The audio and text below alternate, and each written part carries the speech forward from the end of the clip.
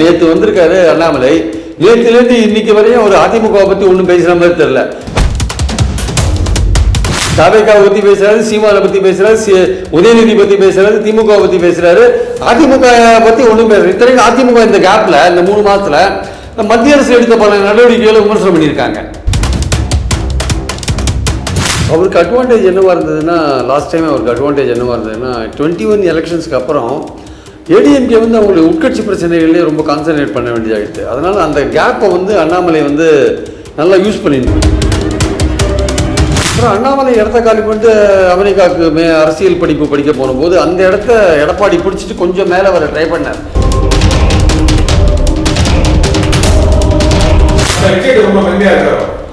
விஜய்க்கு மென்மையாக விஜய்க்கு தான் ஆகுது. பாஜக பிடி போயிடுவார் அவரு. அதிமுக பாஜகவோட கூட்டணியில் இருந்தா சரி, அவங்க 2 பேர் கூட்டணியில் சேருவாங்கன்னு ஒரு விஷயத்த சொல்லலாம்.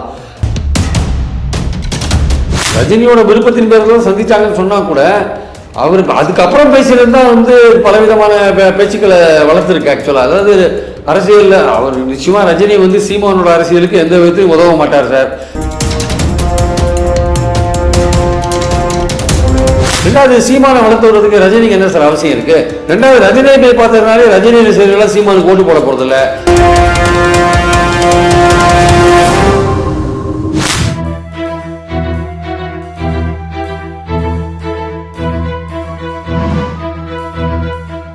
வணக்கம் நண்பர்களே.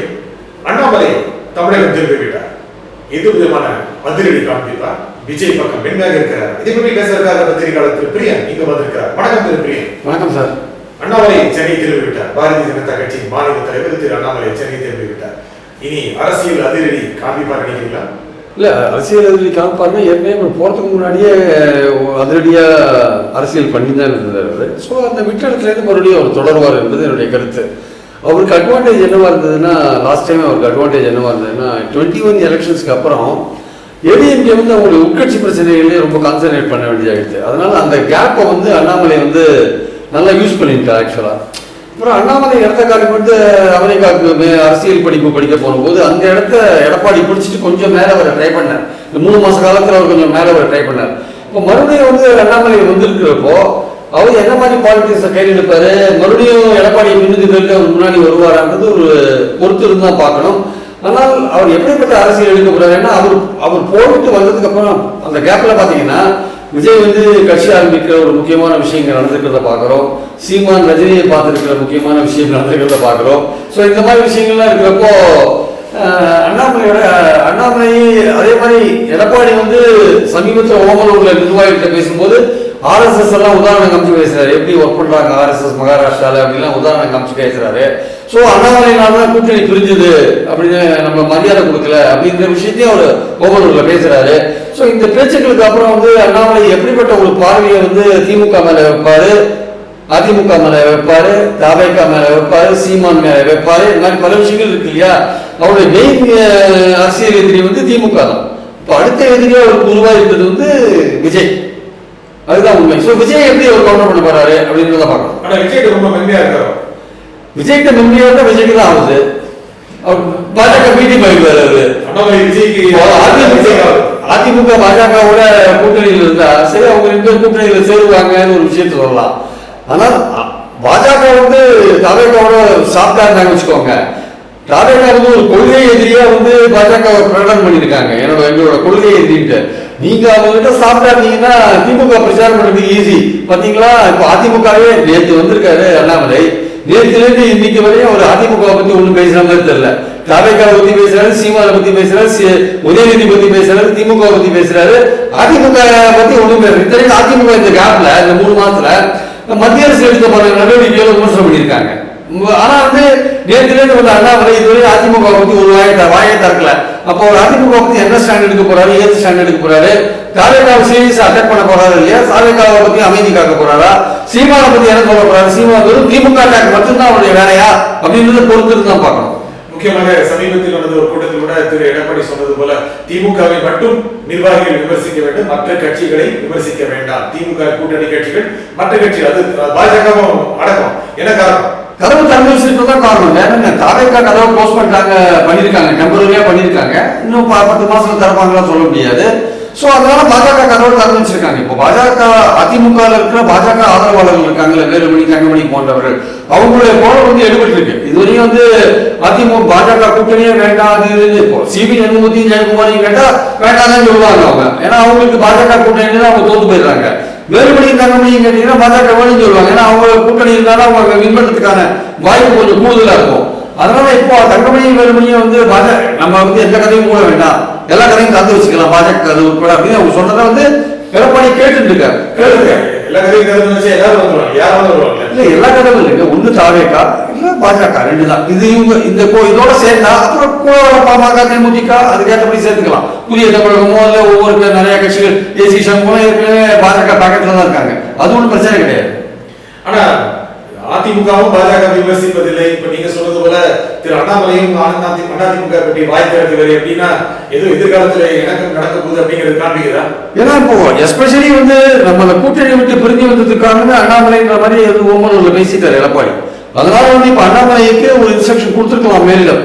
இந்த 3 மாசம் காலம் ஒரு இடைக்காலத்துல ஒரு கமிட்டி போட்டுருந்தாங்க இல்லையா, அவங்களும் ஒண்ணு அதிமுக பத்தி ஒண்ணு பேசுற அவசியத்திலேயே ஒண்ணுமே பண்ணல, பேசவே இல்லை. அவங்களுக்கும் ஒரு பலமான கூட்டணி அமைக்கணும்னு ஒரு ஆசை இருக்கு அவங்களுக்கு. ஆக்சுவலி 21 கூட்டணி அவங்களுக்கு 4 எம்எல்ஏக்களை கொடுத்தது இல்லையா அவங்களுக்கு. இப்ப 8 எம்எல்ஏக்களை மாறணும்னா என்ன பண்றது, அவங்க தாவேக்காவும் சேர முடியாது பாஜக, அவங்க கொள்கை எதிர்ப்பு பிரகடனம் பண்ணிட்டாங்க. அப்புறம் வந்து நீங்க வந்து உங்களுக்கு இருக்கிற ஒரே ஆப்ஷன் அதிமுக தான். இப்போ அதிமுகவோட நீங்க சேரத்துக்கான முயற்சிகள் இறங்குவீங்க. அதிமுக சேர போறாங்கன்னா எங்க பாயிண்ட், அதிமுகவுக்கு தாவேக்கா கதவை மூடினாதான் அவங்க அங்க போவாங்க. ஸோ வெயிட்டன்சி தான் ஆக்சுவலா. நெருங்கும்போது தேர்தல் நெருங்கும்போது ஒரு 3 மாசத்துக்கு முன்னாடி எப்படிப்பட்ட மூவ்மெண்ட் நடக்குதுன்றதை பொறுத்து தான் நம்ம சொல்ல முடியும். ஆக்சுவலா அதிமுகவுக்கு தாவேக்கா கதவு முடுக்க கூட இல்லை. அதிமுகவுக்கு இன்னொரு நபாசம் இருக்கு. தாவேக்காவை எப்படி நம்ம கூட்டணிக்கு கொண்டு வந்துடலாம். பாஜக கூட்டணியே உங்களுக்கு அட்வான்டேஜ் தான் சார். பாஜக அதிமுக கூட்டணி, பாமக போன தேமுதிக கூட அதில் இல்லை. இருந்த போது கூட 75 இடங்கள் வாங்கினாங்கன்னு நம்ம பார்த்தோம் 21 எலெக்ஷன்ஸ்ல. இப்போ வந்து திமுகவுக்கு எதிரான ஒரு ஆன்டி இன்குபன்சி போன்ற விஷயங்கள் இருக்கும்பொழுது அதிமுக, பாஜக, தேமுதிக, பாமக ஒரு கூட்டணி அமைஞ்சா இந்த திமுகவுக்கு இருக்கிற வெறுப்பு ஓட்டுகள் இருக்குல்ல, அது எதிர்ப்பு ஓட்டுகள் இருக்குல்ல, அதை வந்து கன்சாலிடேட் பண்றதுக்கான வாய்ப்பு விஜயோட சீமானோட அதிமுக அதிகமாக வரும். மக்கள் எப்படி பார்ப்பாங்கன்னா இந்த கூட்டணி கொஞ்சம் பலமா இருக்கு, இது ஆட்சி திமுகவுக்கு மாற்றா இருக்கிறதுக்கான வாய்ப்பு இருக்கு நம்புவாங்க. அப்ப விஜயும் சீமானையும் கூட கொஞ்சம் ஒதுக்கி வச்சு இந்த கூட்டணியை கவனிக்கிறதுக்கான வாய்ப்பு இருக்கு. அண்ணாமலை சைலண்டா இருக்காங்க, அவர் இருப்பாரா நீடிப்பாரான்றது இன்னொரு டவுட்டா இருக்கு. ஏன்னா பிப்ரவரி மாசத்துக்குள்ள அந்த பாஜக எலெக்ஷன்ஸ் நடத்தி ஆகணும், கீழே இருந்து மேல வரையும். அது நடத்தி முடிஞ்ச பிறகு வந்து நிறைய மாற்றங்கள் இருக்கும், மேலிடத்துல இருந்து நிறைய மாற்றங்கள் இருக்கும். அப்போ இவர் தூக்கி அவங்க அதிமுக கூட்டணி வர பட்சத்துல அண்ணாமலை இங்கிருந்து ரிமூவ் பண்றதுக்கான வாய்ப்பு இருக்கு. அதுவரை நீ வந்து ஒன்றும் பண்ணிட்டாரு, ஆட்டத்தை கலைச்சிடாதீங்க அப்படின்னு அண்ணாமலைக்கு இன்ஸ்ட்ரக்ஷன் கொடுத்துருக்கலாம் ஒரு வேலை மேலிடம். ஆனா அவர் எப்படி நடந்துட்டு போனா தெரியல. இப்போ அடுத்த சில நாட்கள்ல அவர் வந்து அதிமுக குறிப்பிட்டு பேசாம என்ன பண்றாரு இன்டெலிஜென்ட்டா, திராவிட கட்சிகள் அப்படி போறாரு. அதிமுக நேரடியா பேச மாட்டேங்கிறார், திராவிட கட்சிகள் அப்படி போறாரு. அவர் நேரடியா திமுகன்னு சொல்லலாம், ஆனா திராவிட கட்சிகள் போறதுல இருந்து நான் அதிமுகவை நான் விடல, ஒரு அதிகம் நான் சேர்த்து தான் அடிக்கிறேன்ற மாதிரி சொல்றாரு. ஆனா அதிமுக பேரை வந்து பயன்படுத்த மாட்டேங்கிறார். அது மட்டும் உண்மை. ஆனா இன்ஸ்ட்ரக்ஷன் கொடுத்திருப்பாங்களோ அதிமுக சாஃப்ட்வேர் நேச்சுரலி சார். ஏன்னா எதிர்காலத்தில் எப்படிப்பட்ட ஒரு வாய்ப்புகள்லாம் வரும், எந்த கதை திறந்துக்கணும், எதை மூடணும்னு சொல்ல முடியாது. ஏன்னா அரசியல் எப்படி ஷேப் ஆகும்னு சொல்ல முடியாது. அதனால ஒவ்வொரு கட்சியுமே தங்களுக்கான வாய்ப்பை வந்து இம்ப்ரூவ் பண்றதுக்கான ஒரு முயற்சியில தான் இறங்குவாங்க. அது அதிமுக இருந்தாலும் சரி, பாஜக இருந்தாலும் சரி. சீமான் வந்து எனக்கு யாருமே வேண்டாம் தனியா இருக்குன்னு முடிவு பண்ணிட்டாரு.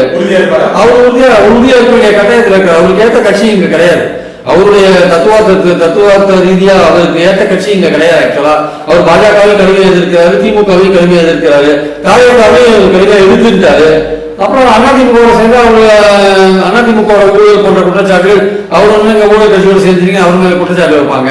அவர் ஜெயலலிதாவே ஊழல் தைரியமா சொல்றாரு அது சீமான், அந்த லெவலில் அவர் இருக்காரு. ஸோ அதனால அவரோட கூட்டணி சேர்த்து காலேஜ் கிடையாது. அவருக்கு என்ன பிரச்சனைனா தனக்கோட ஓட்ட விஜய் தள்ளி போயிடுவாரோ அப்படின்ற ஒரு பயன் தான். அதிமுக நாத்தாக்கா மாவட்ட நிர்வாகிகள் பல இடங்களில் விலகிட்டு இருக்காங்க, கட்சி வீக் ஆகிட்டு இருக்கு. எலெக்ஷன்ல அது எப்படி பிரதிபலிக்கின்றதோ இப்போ அவருடைய கவலையா இருக்கு ஆக்சுவலா. ஆனா சமீபத்தில் திரு சீமான் ரஜினி சந்தித்ததன் மூலம் ஏதோ ஒரு எதிர்காலத்திற்கான ஒரு பாலத்தை கட்டமைச்சிட்டு இருக்காரு அப்படிங்கிற எண்ணம் வருந்ததா இல்ல அது அவர் ரஜினியோட விருப்பத்தின் பேர் சந்திச்சாங்கன்னு சொன்னா கூட அவர் அதுக்கப்புறம் பேசியிருந்தா வந்து பலவிதமான பேச்சுக்களை வளர்த்துருக்கு ஆக்சுவலா. அதாவது அரசியல் அவர் நிச்சயமா ரஜினி வந்து சீமானோட அரசியலுக்கு எந்த விதத்திலும் உதவ மாட்டார் சார். எந்த விதத்திலையும் சீமானுக்கும் பாஜகவுக்கும் நடுவில் புரோக்கராகவும் ரஜினி இருக்க மாட்டாரு. அதுக்கான வாய்ப்பும் கிடையாது. ரெண்டாவது சீமானை வளர்த்துறதுக்கு ரஜினிக்கு என்ன சார் அவசியம் இருக்கு? ரெண்டாவது ரஜினியை போய் பார்த்ததுனாலே ரஜினி ரசிகர்கள் சீமானு போட்டு போட போறது இல்ல. அவங்க பெரும்பாலும் பாஜக ஆட்களா இருப்பாங்க. அவர் என்ன சொல்றாரு, அவரு ரஜினியே பாஜக ஆதரவாளர் தானே, லோக்கல்ல திமுக ஆதரவாளர், வேற வந்து பாஜக ஆதரவாளர், அப்படிதான் அவர் இருக்காரு ஆக்சுவலா. அதனால சீமானுக்கு வந்து ரஜினியை சந்திச்சதுல 2 மணி நேரம் பொழுது போச்சே தவிர வேற ஒன்றும் பெரிய இவருக்கு ஆதரவான விஷயங்கள் எதுவும் நடந்த மாதிரி எனக்கு தெரியல. அதாங்க அரசியல் சினிமான சூப்பர் ஸ்டார் அவர் தான். ஆனா அதில் சொன்னதுலேயும் ஒரு பாலிடிக்ஸ் இருக்கு. விஜய் ரசிகர்களுக்கும் ரஜினி ரசிகர்களுக்கும் ஒரு மோதல் போயிட்டு இருக்கு, யாரு சூப்பர் ஸ்டார். அதனால தானே ரஜினி காக்கா கழுகு கதையெல்லாம் சொன்னாரு. அதாவது விஜய் வந்து காக்காவை மாத்தி தான் கழுகு, காக்கா வந்து ஒரு குறிப்பிட்ட உயரம் தான் பிறக்காத பிறகு வந்துன்னு சொன்னார்ல. அது யாரும் சொன்னார், விஜய் குறிப்பிட்டு தான் சொன்னார். ஆமாங்க விஜய் சூப்பர் ஸ்டார். ஆனா இவர் வந்து மறுபடியும் ரஜினியை போய் பார்த்துட்டு வந்து ரஜினி சூப்பர் ஸ்டார் சொன்னது எதுக்காக சொன்னாரு? விஜயை கடுப்படிக்கிறதுக்காக தான் சொன்னார், விஜயை வெளிப்படுத்துறதுக்காக தான் சொல்லியிருக்காரு. முதலமைச்சர் வேட்பாளரை நிறுத்தி பாஜக மற்ற கட்சிகள் ஆதரவு தெரிவிக்கும்படி ரஜினியோடு சேர்ந்து எதிர்காலத்துக்கான ஒரு கட்டமைப்பு உருவாக்கி இருக்கோம். சீமானும் பாஜகவும் சேர்றதுக்கான வாய்ப்பே கிடையாது. அப்படி சேர்ந்தாலும் அது வெற்றி பெற கூட்டணியா இருக்கும் இருக்காது. அது கூட வேற யாரும் சேரவும் மாட்டாங்க. அதுதான் அடிப்படையான விஷயம். ஏன்னா 2 பேரும் வெவ்வேறு ஐடியாலஜியில் இருக்காங்க சார். சீமானோட தம்பிகளே வந்து விலகி போயிடுவாங்க. பாஜகவோட மதவாதத்தை நீங்க ஒரு நாள் எழுதிட்டு நீங்க போய் அங்க போய் சேர்ந்தீங்கன்னா உங்க முதல்வர் கேண்டிடேட்னு சீமான் தம்பிகள் ஏற்கனவே மாவட்டமா வெளில போயிட்டு இருக்காங்க. இது மாதிரி ஒரு முடிவு எடுத்தீங்கன்னா அது இன்னும் எல்லாம் குழுவோட கையில வெளியே போயிடுவாங்க எல்லாருமே. அதனால சீமான் அந்த மாதிரி முடிவுலாம் எடுக்க மாட்டார். இப்போ கொஞ்சம் கொஞ்சமா 1.5%, 3%, 5%, 8% வந்திருக்கிறாரு. இன்னும் அதை அதிகப்படுத்துறதுக்கான முயற்சியை இறங்கும் போதுதான் அவருக்கு விஜய்ங்கிற ஒரு அஞ்சல் தடை வந்து சேருது. சார் அவருக்கு ஓட்டு போட்ட விஜய் பிரிஞ்சு போய் ஆட்டு போயிடுவாங்க, இல்ல தனியாவே கூட்டணி அமைக்காதே போட்டு நாம் தமிழர் தம்பிகள்லாம் வந்து ரொம்ப சோர்ந்து போயிட்டாங்க. சரி அதிகாரத்தை பிடிக்கலாம், விஜய் கட்சிக்கு போகலாம், அங்கே போறதுக்கான வாய்ப்பு இருக்கு. சீமான் நடந்துக்கிற விதம் பிடிக்காத விலகி போறவங்களும் நிறைய பேர் இருக்காங்க. ஸோ இந்த மாதிரி இருக்கும்போது பாஜகவோட கூட்டணி சொன்ன மிச்சம் மீது இருக்கிற நாதாக்கா தம்பிகளும் கிளம்பி விஜய் பக்கம் போயிடுவாங்க. அதுதான். ஆனா அண்ணாமலையோட பொதுவாக திராவிட கட்சி எதிர்க்கிறாரு சொல்லிட்டீங்க, திமுக மட்டும் எதிர்க்க முடியும், மற்ற விஜய் கட்சி சாப்பிட்டதா இருக்கணும் இல்ல அதிமுக கட்சி சாப்பிட்டதா இருக்கணும் அப்படின்னா எப்படி தமிழகத்துல பாஜகவை வளர முடியும்? இப்போ வளர்க்கறதுன்னு ஆட்சிக்கு வரப்போகுது. அப்போ வேண்டாம், வளர வேண்டாம், வளர்க்கணும் சார். இங்க வர எலெக்ஷன்ல ஆட்சிக்கு வரதுக்கான வாய்ப்புகள் இல்லை. வர எலெக்ஷன்ல ஒரு நல்ல கூட்டணி அமைச்சு அதிகமான இடங்களை பெறணும் தான் அவரோட நோக்கம். அது அடுத்த எலெக்ஷன் பார்க்கலாம். இப்போ தற்சமயத்துக்கு அதிக இடங்களை பெறதுக்கான கூட்டணி அமைக்கணும். அதுக்கான முயற்சிகள் அவங்க இறங்குவாங்க. ஆக்சுவலா பாஜக அதிமுக செட்டில் ஆகி நினைக்கிறீங்களா? இல்ல அது தாவேக்காவோட மூவ்மெண்ட்டை பொறுத்து இருக்கு. தாவேக்கா சுயமாவே தன்னோட ஓட்டு தான் எவ்வளோன்னு பாக்கிறதுக்கு எந்த கூட்டணியும் வேண்டாம், நான் யார் கூட சேர்ந்தாலும் எங்க பேர் கெட்டு போயிடும் அப்படின்னு அவங்க தனியாவே நின்றாங்கன்னா அதிமுக வழியில இப்போ பாஜக கூட்டணி தரப்பாங்க, அந்த கதவு தரப்பாங்க. அப்போ அதிமுக, பாஜக, பாமக, தேமுதிக, புதிய தமிழகம் நிறைய கட்சிகள்லாம் வரும் வச்சுக்கோங்க. அது ஒரு பலமான கூட்டணியை அமையறதுக்கான வாய்ப்பு இருக்கு. அந்த மாதிரி கூட்டணி ஏற்கனவே வெற்றியை பார்த்துருக்கு. இப்போ திமுகவுக்கு எதிர்ப்பு ஆன்டி இன்கும்பன்சி நிறைய இருக்கிற போது திமுகவுக்கு எதிரான ஒரு பலமான கூட்டணியா மக்கள் பார்வையில அந்த கூட்டணி வரதுக்கான வாய்ப்பு இருக்கு. ஆனா பாஜக ஒரு ஸ்டான்ஸ் இப்ப எடுக்கிற அப்படின்னா எலெக்ஷன் பக்கத்துல மாத்தி முடியுமா? இல்ல நான் சொல்றேன், இதெல்லாம் எலெக்ஷன் நெருக்கத்துல தான் இதெல்லாம் ஃபார்ம் ஆகும். ஆக்சுவலா அது இப்பவே எதுவும் ஃபார்ம் ஆகிறதுக்கான வாய்ப்பு இல்லை. இதெல்லாம் ஒரு பாசிபிலிட்டியா இருக்கிறத நான் சொல்றேன். ஆக்சுவலா ஆனா பிரிட்ஜை பர்ன் பண்ணிக்க வேண்டாம், உறவுகளை எந்த பிரிட்ஜையும் அரசியல்வாதிகள் எந்த பிரிட்ஜையும் பர்ன் பண்ணிக்க மாட்டாங்க. அந்த அடுத்த பிரிட்ஜை எப்படி கிராஸ் பண்றதுன்னா அடுத்த பிரிட்ஜ்ன்றது 26 எலெக்ஷன். இதை சக்சஸ்ஃபுல்லா கிராஸ் பண்ணாங்கன்னா 29 போக முடியும் நீங்க. ஸோ இதை எப்படி கிராஸ் பண்றது? இதை வந்து பர்ன் பண்ணா அதோட முடிஞ்சு போச்சு கதைன்றதுனால எல்லாமே திறந்து பிரிட்ஜ் எல்லாம் திறந்தா வச்சிருப்பாங்க கிராஸ் பண்றதுக்கு. விஜய் பொறுத்த வரைக்கும் பாஜக தெளிவான ஒரு எதிர்ப்பு இருக்கா? விஜய் கண்டிப்பாக வந்து பாஜக கொள்கை ரீதியான ஒரு எதிரின்னு சொல்லிட்ட பிறகு அவர் வந்து எதிர்க்க வேண்டிய கட்டாயத்தில் இருக்காரு. அதுல வந்து ஒரு சேஞ்ச் ஷிஃப்ட் ஆகி வச்சுக்கோங்களேன், அவருடைய ரோட் பேக் அடிவாங்க. ஆக்சுவலா கூட்டணி இல்லாம விஜய் வளரட்டும், திமுகவுடைய ஓட்டை வாங்கட்டும், திமுக பலவீனப்படுத்தட்டும் அப்படின்னு பிஜேபி நினைக்குதா? இல்ல விஜய் வந்து வந்ததுனால திமுகவை பலவீனப்படுத்தவும் படுத்தாததுனால நமக்கு எலெக்ஷன்ஸ்ல தான் தெரியும். 26 எலெக்ஷன் அவர் என்ன ஓட்டு வாங்குறாருன்றத பொறுத்து தான் நம்ம சொல்ல முடியும். பலவீனப்படுத்திட்டாரா இல்லையா, அவர் அதிமுக ஓட்டை வாங்கினாரா, இல்ல சீமானோட ஓட்டை நிறைய வாங்கிட்டாரா, இல்ல திமுகவுக்கு போற பாஜக எதிர்ப்பு ஓட்டுக்கு அவர் வாங்கிட்டாரா, இதெல்லாம் அவர் எடுக்கிற ஸ்டாண்டை பொறுத்து இருக்கு. திமுக ஸ்டாண்டா தெளிவா இருக்கிறாரு, பாஜக எதிர்ப்பு ஸ்டாண்டையும் தெளிவா இருக்காருன்னா திமுக கூட்டணிக்கு போற பாஜக எதிர்ப்பு ஓட்டையும் எடுப்பாரு, சீமான ஓட்டையும் எடுப்பாரு. அதிமுக சலிச்சுப்பா எங்க இருக்காங்க இல்லையா நிறைய பேர், நம்ம கட்சி வருமா வராதுன்னு அந்த ஓட்டையும் எடுப்பாரு. ஸோ அதெல்லாம் எவ்வளவு எடுப்பாரு, மொத்தத்தில் வந்து ஆட்சிக்கு ஒரு அளவுக்கு இருப்பாருன்னா அது கேள்விக்குறியான ஒரு விஷயமா பாக்குறோம். அதனால வந்து தேர்தல் நெருக்கத்துல தான் வந்து விஜய் டிசைட் பண்ணுவாரு, அதிமுக டிசைட் பண்ணும். பாமக வெயிட்டிங்ல இருக்கு, அதிமுக தேர்தலுக்கு பிறகு ஆட்சியில் பங்கு கிடைக்கும், அப்படிதான் ஆட்சி அமையும் அப்படின்னு ஏன் பாமக சொல்லுது? பாமக அவங்களுடைய நோக்கத்தை சொல்றாங்க, அவங்க விருப்பத்தை சொல்றாங்க சார். யுக்தி கிடையாது, அது யுக்தி கிடையாது, அது யுக்தியா இருக்கிறதுக்கான வாய்ப்புகள் இல்லை. அவங்க வந்து ஒரு கூட்டணி கவர்மெண்ட் அமையும். ஆனா அதுல கூட்டணி கவர்மெண்ட் அமையுன்றதுல வந்து ரெண்டு விஷயம் இருக்கு. ஒண்ணு வந்து கூட்டணிக்கு தலைமை தாங்க அதிமுக வந்து ஆட்சியில பங்கு கொடுக்குறேன்னு சொல்லணும் முதல்ல. இன்னொன்று வந்து அப்படி ஒரு கூட்டணி, நாங்க எங்க கூட்டணி ஜெயிச்சா இது கூட்டணி ஆட்சியா தான் இருக்கும் அப்படின்னு சொல்லி நீங்க ஓட்டு கேட்கறீங்கல்ல, அந்த யுக்தி வந்து தமிழ்நாட்டு மக்கள்கிட்ட வந்து எடுபடுமான்னு தெரியல, கூட்டணி ஆட்சிக்கான ஓட்டு விழுமான்னு தெரியல. ஸோ இந்த ரெண்டு விஷயம் அதில் பண்ணணும். அதிமுக தாங்கள் வந்து ஆட்சியில பங்கு கொடுப்போம் சொல்லணும். அதை எடப்பாடி எப்ப சொல்லுவாரு, சொல்ல மாட்டாரு தெரியாது. அதே சமயம் வந்து கூட்டணி ஆட்சிக்கு தமிழ்நாட்டு மக்கள் ஆதரவு இருக்கா? ஏன் கூட்டணி ஆட்சி அது என்னப்பா, ஒருத்தர் ஆட்சி வாங்க பிடிச்சிப்பாங்க, எதுப்பா ஒரே கட்சி ஆட்சி பண்ணதான் பெட்டர், ஒன்னு ஏடிஎம்கே டிஎம்கே அல்லது ஏடிஎம்கே அப்படின்னு கூட நினைக்கலாம். மக்கள் கூட்டணி ஆட்சியை ரிஜெக்ட் பண்றதுக்கான வாய்ப்பு கூட இருக்குல்ல. தேர்தல் சந்திக்க மாட்டாங்கல்ல. நான் சொல்றேன், டிக்ளேர் பண்றீங்களோ பண்ணலையோங்க, நீங்க தேர்தலுக்கு முன்னாடி ஒரு கூட்டணி போடும்போது அதிகாரத்தில் பங்களிப்பு நீங்க சொன்னாதான் கூட்டணி பாமக சொல்லுது வச்சுக்கோங்க, அதிமுக சொல்லுது வச்சுக்கோங்க. அப்ப அவங்க வந்து அவங்க அதிகாரத்தில் வெளியில சொல்ல வேண்டாங்க, சைலண்டா நம்ம வச்சுக்கலாங்க அப்படின்னு சொன்னா நாளைக்கு வந்து ஆட்சிக்கு வர வாய்ப்பு வந்த பிறகு இல்லைங்க நான் அப்படிலாம் பண்ணலன்னு சொன்னா பிரச்சனை வரும் இல்லையா? எதா இருந்தாலுமே வெளிப்படையா இருக்கணும் இல்லையா? அப்ப வெளிப்படையா சொல்ல வேண்டிய கட்டாயம் வரும்போது மக்கள் எப்படி அதை பார்ப்பாங்கன்ற ஒரு விஷயம் இருக்குல்ல.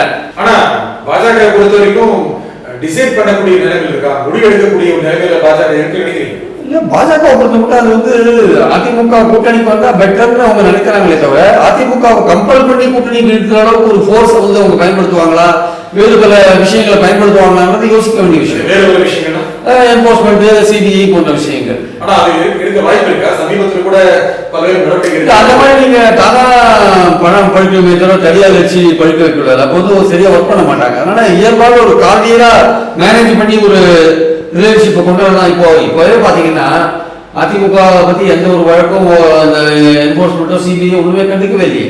இத்தனைக்கும் டிவிஎஸ்சி வந்து 8 எஃப்ஐஆர் போட்டிருக்காங்க. இன்னும் பொள்ளாச்சி செக்ஸ் ஸ்கேண்டல் வழக்கை வந்து சிபிஐ விரைவுபடுத்தவே மாட்டேன்றாங்க. அதே மாதிரி பாத்தீங்கன்னா ஸ்டெர்லைட் வழக்கு, அது சாத்தான்குளம் வழக்கையும் விரைவுபடுத்தவே மாட்டேன்றாங்க. இந்த மாதிரி பல வழக்குகள் வந்து அவங்க விரைவுபடுத்தாதே இருக்காங்க. அதனால விரைவுபடுத்தாது இருக்கும்போது என்ன ஆகுதுன்னா உங்களுக்கு வந்து ஒரு சாஃப்ட் ஸ்டாண்ட்ல அவங்க இருக்காங்கன்னு நமக்கு தோணுது. பல மாநிலங்கள்ல வந்து ஸ்டேட் கவர்மெண்ட் போட்ட எஃப்ஐஆர்ல என்போர்ஸ்மெண்ட் உள்ள போது பல விதமான நடவடிக்கைகள் எடுக்கிறாங்க. அதிமுக அமைச்சர்களை பத்தி ஒரு விதமான நடவடிக்கைகளும் எடுக்காத காரணமே அந்த இடத்த ஓப்பனா வச்சிருக்காங்க. எப்பவுமே வருவாங்க, வரலைன்னா பாத்துக்கலாம், வருவாங்க அப்படின்னு வச்சிருக்காங்க. அது 79 பாஜக ஆட்சியில் இருக்காங்க, அப்ப பார்த்து பார்க்கணும். அது தேர்தலுக்கு அப்புறம் மறுபடியும் எதிர்பார்க்கல 29க்கான எதிர்பார்ப்பு.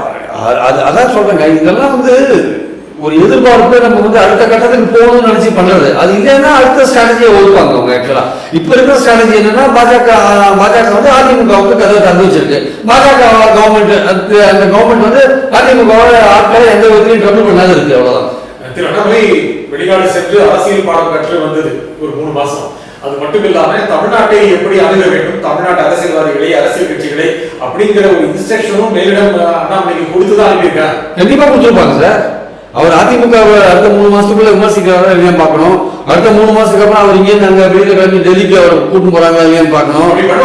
தமிழ்நாட்டுல வளர்த்திருக்காரு இல்ல, வளர்த்திருக்காருன்னா நீங்க சொல்றீங்க வளர்த்திருக்காரு, சரி நம்மளும் ஒத்துக்கலாம். இருந்தாலும் கூட்டணி இல்ல ஆக்சுவலா பாத்தீங்கன்னா அவங்க வந்து 18% ஓட்டு வாங்கினதா சொல்றாங்க. அதுல 11% வந்து இவங்களோட ஓட்டே இருக்குறாங்க.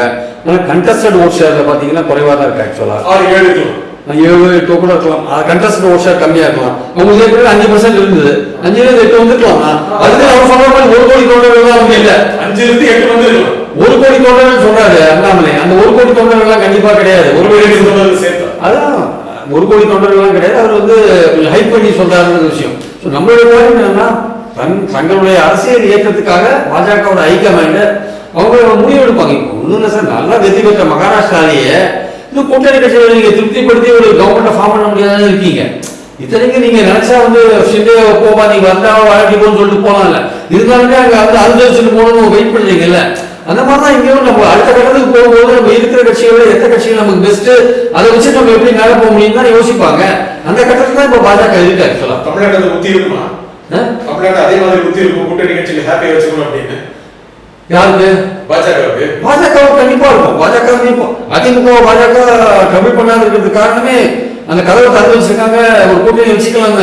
இல்லாட்டி நிச்சயமா எவ்வளவு கட்சிகள் வந்து என்ஃபோர்ஸ்மெண்ட் அனுப்பி கலெக்டா பண்றாங்க. ஜார்க்கண்ட்ல தான் அவங்க எதிர்த்து போட்டி போடுறாங்க. உண்மைதான். இப்போ வந்து பாஜக விட்டு வந்து பாஜக விமர்சனம் பண்றாரு எடப்பாடி, சில இஷ்யூஸ்ல விமர்சனம் பண்றாரு. ஆனா கூட வந்து அதிமுக பத்தி பாஜக ஒரு சாப்பிட்டான ஒரு பார்வையாளர் வச்சிருக்காங்க. இந்த நிகழ்ச்சியில் கருத்து கூறிய திரு பிரியன். தேங்க்யூ. மீண்டும் ஒரு நிகழ்ச்சி சந்திப்போம். நன்றி, வணக்கம்.